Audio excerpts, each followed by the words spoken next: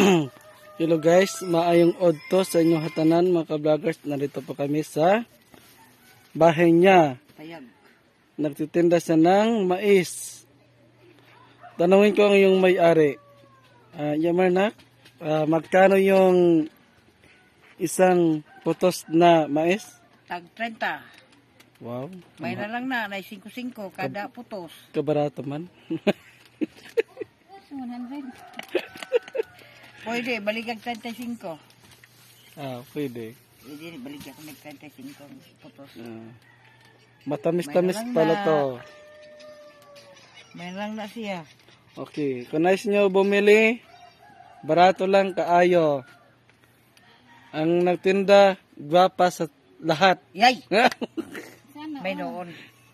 Ayun lang, wag lang yung ari, bibilhin nyo ang mais lang. Iniisip na to, dito lang mariligya.